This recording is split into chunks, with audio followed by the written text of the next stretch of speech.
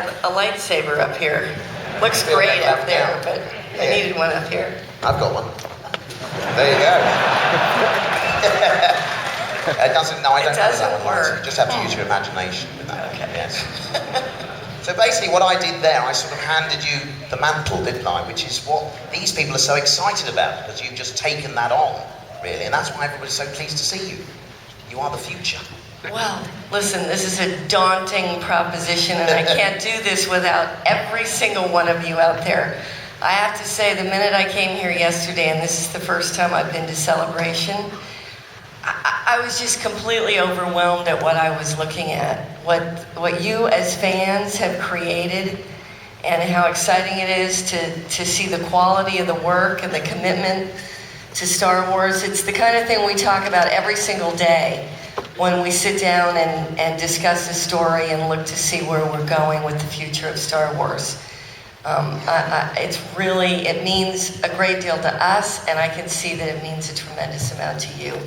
So that's something that we want to protect. Wow, thank you. There's nothing more exciting than to be involved in that kind of technological innovation when the story ideas that you're working on actually contribute to pushing the technology. I believe that's what's so exciting about our business, is that the imagination drives that kind of innovation and new design. Absolutely. And do you have a philosophy in deciding, how much you use visual effects to tell the story? How do you find the balance? It's interesting. This is a conversation we're having all the time right now in the development of EP7. We really...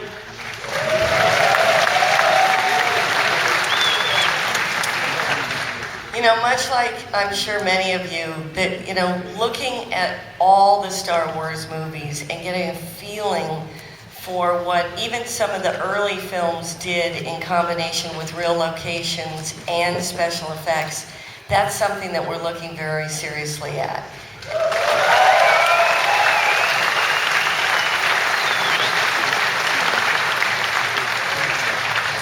So we're going to find some very cool locations that we're going to use in support of EP7. And I think we're going to probably end up using every single tool in the toolbox to create the look of these movies. That's what we're really excited about. I just wanted, as a side note, just to tell you, there's some really lovely places in England to film. I know. Really nice, some nice mountains and things. We could make somewhere look like a desert if you need it. I mean, we've got everything. It's all there. You talk about the toolbox there. What kind of things are in that toolbox then? I mean, you say we're going to use everything in there. There's going to be visual effects. There's the shooting on location. I mean, it's... Well, I mean, it goes right down to the things that I was just amazed at yesterday when I was walking around and seeing what you guys are doing. It's using model makers. It's using real droids. It's taking advantage of the artwork that gets done that you can actually touch and feel. We want to do that in combination with CG effects. We feel that that's what will make it feel good.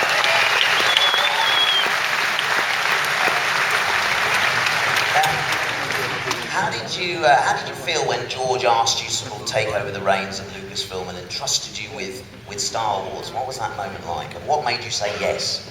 Well, it was interesting. We just went to have lunch. I had no idea what he was going to ask me, but we were catching up on family and friends and talking about the movie business, and then all of a sudden, halfway through the lunch, he said, "Look, I don't know how much you know about my conversations about retiring, but I am thinking about slowing things down a bit and stepping aside, and I'd really like you to come in and run the company." And at first, I didn't really realize what he had said. But once I did realize what he said, I answered pretty quickly. Because it seems obvious, because obviously I think there's a lot of people out there that would love to be a part of this company, and I strongly encourage you to do that. But it is, it's something that I realized was going to afford me an opportunity to take all the skills and all the things that I'd done all these years throughout the movie business and be a part of something so much bigger. And now that Star Wars has been bought by the Walt Disney Company, it's become even bigger because it's the biggest media company in the world. And the opportunities that affords us for Star Wars and the movies that we get to make inside the universe that George has created, that's just, I mean, I can't think of anything more fun and more exciting than doing that.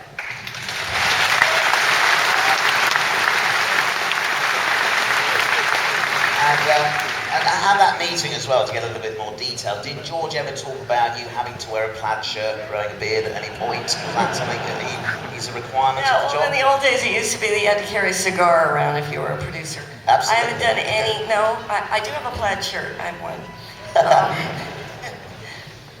Brilliant. Now, tell me talk about the process of selecting J.J. Abrams as a director. What were you looking for and what do you think you got from him? Well, you know, an interesting thing is I've actually known J.J. Abrams since he was about 15. I'll tell you a funny story. So I was working as Steven Spielberg's assistant, and a man called saying that he had found a box of Super 8 films, all dusty, in the basement of his house. And I thought, okay. I didn't know if he was necessarily looking for money because he thought he found these films or what, so I was being cautious and I said, well, could you bring the box by the office and we'll take a look and see what it is. I hang up the phone, I ask Steven if he knows anything about it. He said, yeah, I lost all the films that I made as a kid, and maybe that's them. So this man showed up with the box, and sure enough, inside were all these films that Steven had made when he was 11, 12, 13 years old. And this man was unbelievably nice, wasn't looking for anything, and Steven recovered these films. So simultaneous to this, I'm reading an article in Variety, and these two kids in high school had won this video award. And I said to Steven, you know what would be great? Why don't we hire these guys to come in and clean your films and transfer them to tape? And he said, that's a great idea. And those two kids were J.J. Abrams and Matt Reeves.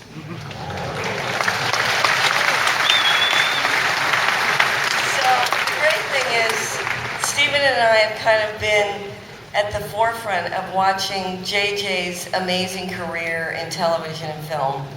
And when this opportunity came about, George and I started talking about what we thought was actually a very short list of people that we were considering to come in and launch episode 7. And JJ was at the top of that list. JJ embodies, I think, many of the qualities and a very similar personality to both George and Steven. He has a sense of aspiration in what he does. His films tend to be hopeful. They're fun and exciting. He understands how to use effects. He's a great storyteller. He's a writer as well as a director. So I think he's going to do an amazing job. And the group of writers that we've assembled with Michael Arndt and Larry Kasdan and Simon Kinberg, we couldn't have a better team in service of this movie. Really exciting. And then in your discussions, I mean, have you talked about how you're going to balance sort of honouring the existing films and then at the same time, obviously, you've got to create something fresh and new as well? There's no question. I mean, I keep saying this, it is a daunting exercise.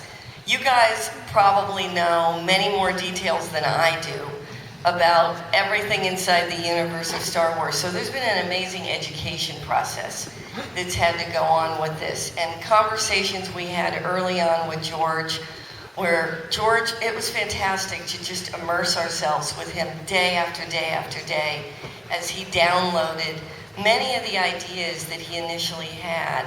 about how he came up with all of this. Just understanding that and getting a really strong foundation for just how complex this world is that he's created, and recognizing that these are important films to everybody here and everybody around the world who generationally now has grown up in this universe of Star Wars.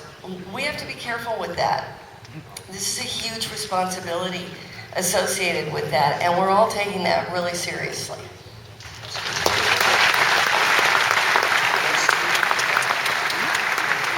Was there anything, one particular thing you can tell us in those conversations that he said, a key thing that he passed on to you that sort of represents how you should take Star Wars forward? Was there anything you can say?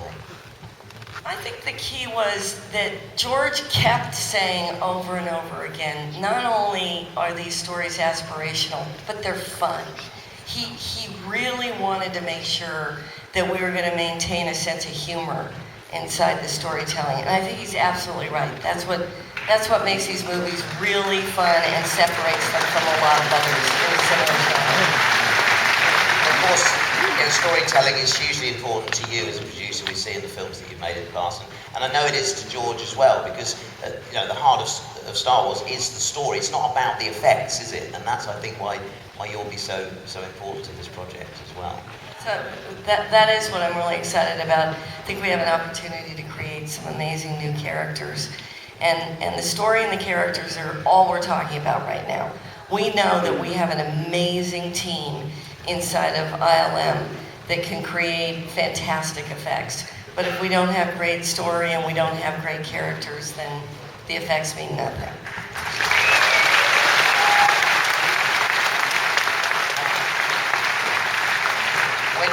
When you see what's showing in theatres nowadays and things, what do you think's missing? What are the stories that aren't being told outside of Star Wars, obviously? I mean, I don't want to suggest that all the films out there are missing something, but I do think, making huge popular culture, and I've had the good fortune of being involved in a lot of it, it's really, really hard to do, and it's really hard to get right. And I think if you don't pay attention to the real building or the foundation of these stories and really spend the time that you need on developing characters and finding the stories and finding unique stories, complicated stories, I think after a while the audience gets tired because they feel like they're seeing the same thing over and over again. So Kathy, at the beginning of the interview today, I've asked people to tweet some questions to you. So I'd like to turn to the Twitter hashtag now and see if we have a question that we can put to Kathleen. Okay, this was from Aniki Arneston. What is the most important thing you have learned about Star Wars fans since you announced Episode 7? They control everything.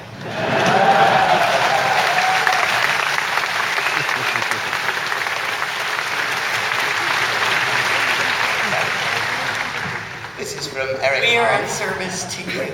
Well, that's lovely to hear. You'll actually, you're putty in their hands. Are you nervous? Do I look nervous? Am I nervous? Okay, good.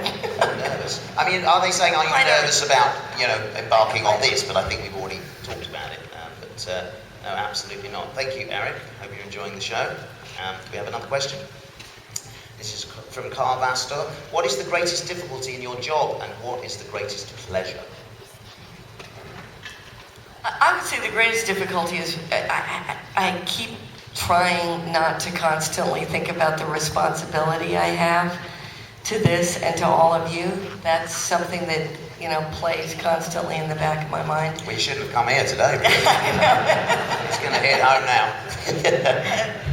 The pleasure is that it is such an amazingly rich universe that it's just so fun every single time we sit down and start talking about the things that we want to do.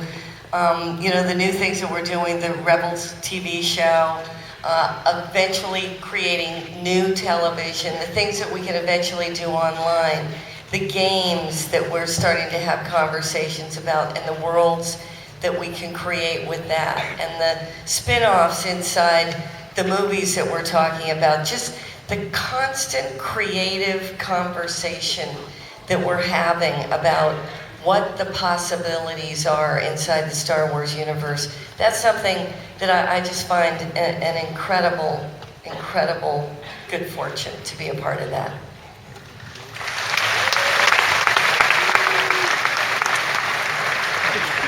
Okay, hi Kathy, I'm a young filmmaker in training. Have you tips for me to make good movies with good stories?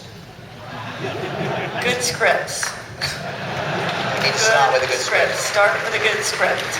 But ultimately that is the foundation of a good film, isn't it? Without that, there's nothing really, is there? However good the effects are, it's nothing. Okay.